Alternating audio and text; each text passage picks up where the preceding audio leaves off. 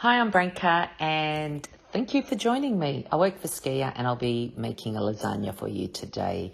I'll explain the kitchen mods as we go along and how I make most use of my kitchen with a disability.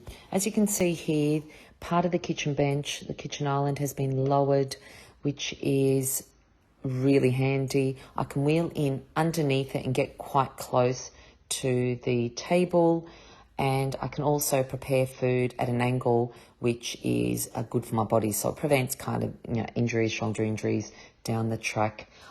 This is probably the part of my kitchen that is most used. I love this part where I have most of my meals with my beautiful darling 7-year-old child. He also likes to sit there and sometimes he helps and sometimes he does his homework there. So it's just lovely. Once I've chopped the vegetables roughly, I will then grate the parmesan. You don't need to buy, grated parmesan. You can just get a block and it grates it, in 3 seconds. So you can have fresh parmesan all the time.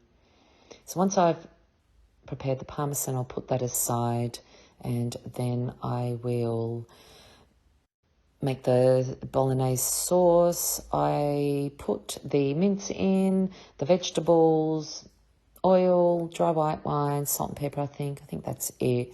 So simple, so easy. Put the lid on, you put it in, you turn on the time and you set the setting, speed.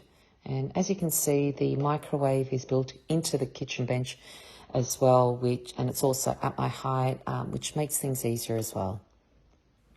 I keep the utensils or whatever I need in the kitchen at my height, which makes everything so much easier and more enjoyable. I use a wooden chopping board to carry hot items on my lap and to move them, which is really, really important. I mean, it's important for anyone not to get burnt, but especially when you have a disability because, parts of our body are paralyzed and it takes a lot longer to heal. I'll put the bolognese sauce. Bechamel sauce is amazing in the Thermomix. It turns out perfectly every time. You just put the ingredients in, you set the time, again the setting, and off you go.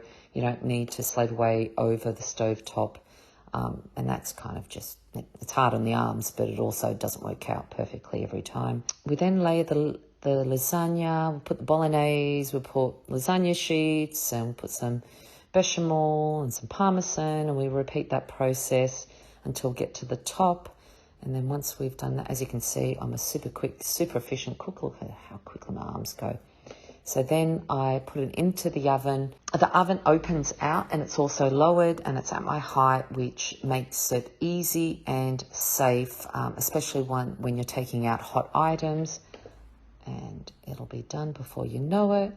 And here we have an absolutely easy, delicious lasagna prepared, ready for my beautiful boy to eat.